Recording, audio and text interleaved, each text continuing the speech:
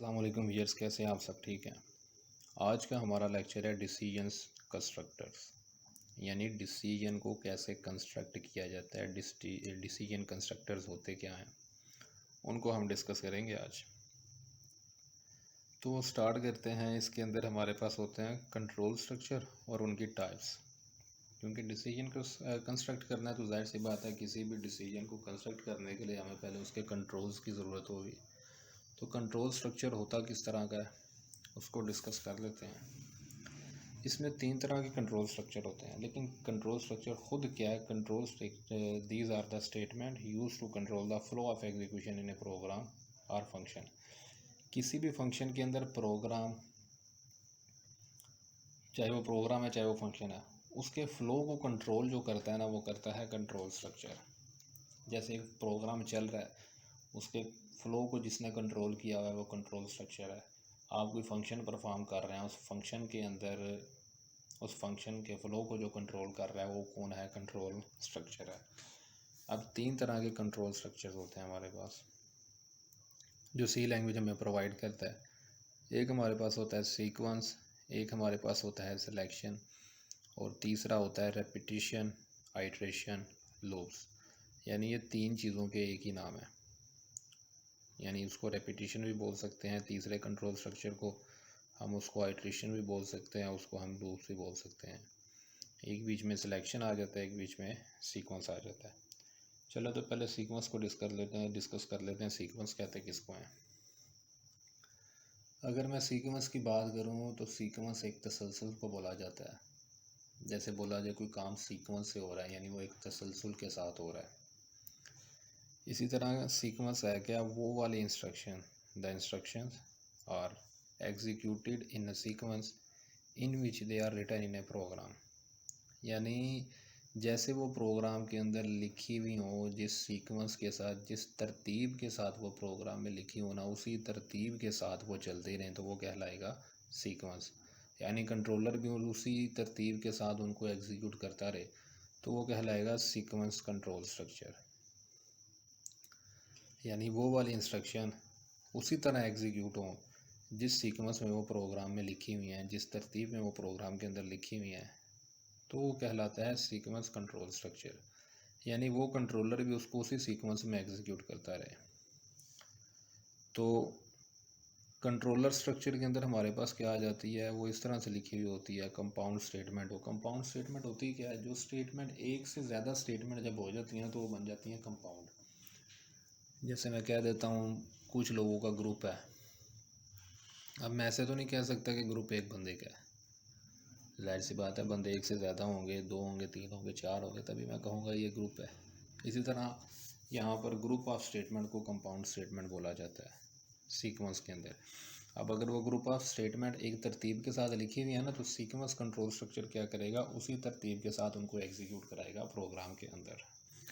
जैसा कि आपके सामने स्टेटमेंट 1 है, स्टेटमेंट 2 है, क्योंकि अब एक से ज़्यादा स्टेटमेंट है तो ये कंपाउंड स्टेटमेंट बन गई हैं। अब नेक्स्ट हमारे पास आ जाता है सिलेक्शन। सिलेक्शन स्टेटमेंट क्या है?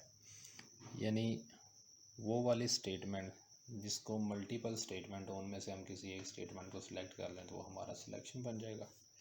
अब देख लेते हैं वो बेसिकली है क्या। इस statement structure that select statement और block of statement is to execute.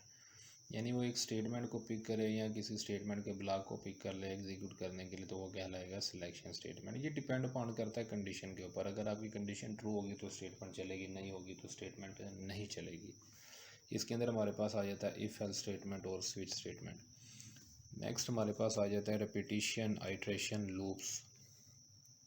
अब ये क्या है? ये वो वाली स्टेटमेंट है, वो ख़ुद को तब तक चलाती है जब तक उसकी कंडीशन ट्रू रहती है। वो ख़ुद को रिपीट करती रहेगी, एक साइकिल चलता रहेगा उसके अंदर। जिसके अंदर एक साइकिल चलता रहे ना, तब तक चले जब तक उसकी कंडीशन ट्रू है, तो वो कहलाती है रेपिटिशन, आइट्रेशन या loop statement. A statement that repeat itself until the given condition remains true. जब तक दी गई कंडीशन ट्रू रहेगी तो वो स्टेटमेंट क्या कहलाएगी? आइट्रेशन, रिपीटिशन या लूप। और इसकी एग्जांपल में हमारे पास आ जाता है for loop, while loop, do while loop. ये 3 तरह के लूप हैं जो हम सी लैंग्वेज में पढ़ेंगे। पहला क्या है, पहला है फॉर लूप, दूसरा है वाइल लूप, तीसरा है डू वाइल लूप।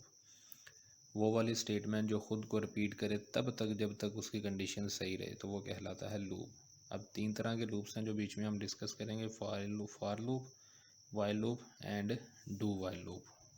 जी तो भैया आज के लेक्चर में हमने बस पढ़ा कि डिसीजन कंस्ट्रक्टर्स होते कौन कौन से हैं और उनकी डिटेल भी पढ़ ली, उनका पर्पस भी क्या होता है, वो किस तरह से अपना काम करते हैं, अपने काम को सर अंजाम देते हैं, वो तमाम चीज़ें हम डिस्कस कर चुके हैं इस लेक्चर के अंदर। एक बार मैं दोबारा से आपको गो थ्रू कर देता हूँ इस लेक्चर में कि ये कंट्रोल स्ट्रक्चर्स क्या होते हैं। यानी कंट्रोल स्ट्रक्चर वो वाले स्ट्रक्चर होते हैं जो फ़्लो को कंट्रोल करते हैं, चाहे वो फ़्लो प्रोग्राम को उसकी एग्जीक्यूशन के दरमियान या वो फ़्लो किसी फंक्शन का हो उसकी एग्जीक्यूशन के दरमियान, इनको कंट्रोल करते हैं कौन, कंट्रोल स्ट्रक्चर।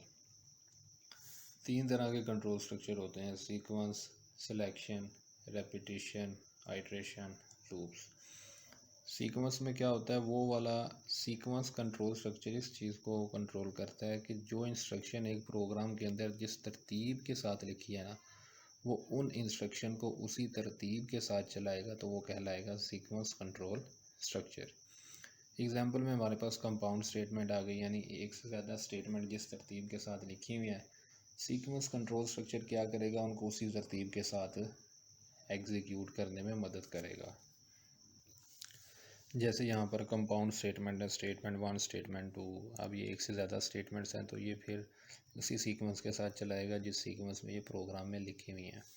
नेक्स्ट हमारे पास आ गया है सिलेक्शन। सिलेक्शन के अंदर क्या, ये डिपेंड करता है कंडीशन के ऊपर, it depends upon the condition. अगर आपकी कंडीशन ट्रू होती है तो फिर वो स्टेटमेंट को या ब्लॉक ऑफ स्टेटमेंट को पिक करेगा और उसको एग्जीक्यूट करेगा। अब इसके अंदर क्या आ जाती है, हमारे पास 2 किस्म की स्टेटमेंट्स आ जाती हैं, if else statement, switch statement, और आगे से हमारे पास मज़ीद स्टेटमेंट्स होगी, हम आगे लेक्चर में पढ़ेंगे। नेक्स्ट हमारे पास कंट्रोल स्ट्रक्चर जो आ जाता है वो आता है रिपीटिशन, आइट्रेशन, लूप। यानी उसको रिपीटिशन भी कहते हैं, आइट्रेशन भी कहते हैं, लूप भी कहते हैं। वो वाली स्टेटमेंट जो ख़ुद को रिपीट करे कब तक, जब तक कंडीशन आपकी ट्रू रहे तो वो कहलाती है रेपिटिशन, लूप, आइट्रेशन।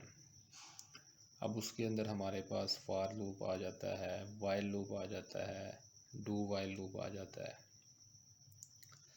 अब ये वाली स्टेटमेंट का क्या है, ये वाली स्टेटमेंट एक साइकिल की तरह है, यानी एक साइकिल कंप्लीट करती है अपने आप को। पहले वो कंडीशन को चेक करेगा, फिर उसकी स्टेटमेंट पे आएगा, स्टेटमेंट चलाने के बाद दोबारा कंडीशन पे जाएगा, फिर कंडीशन चेक करेगा, फिर उसके बाद स्टेटमेंट चलाएगा।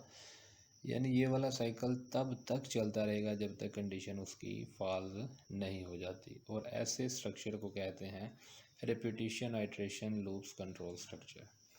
तो लें जी व्यूअर्स, आज का लेक्चर हमारा कंप्लीट हो गया जिसके अंदर हमने डिसीजन कंस्ट्रक्टर्स पढ़े हैं। इंशाल्लाह नेक्स्ट लेक्चर में हम मज़ीद चीज़ें पढ़ेंगे। तब तक के लिए अपना ख्याल रखें। अल्लाह हाफ़िज़।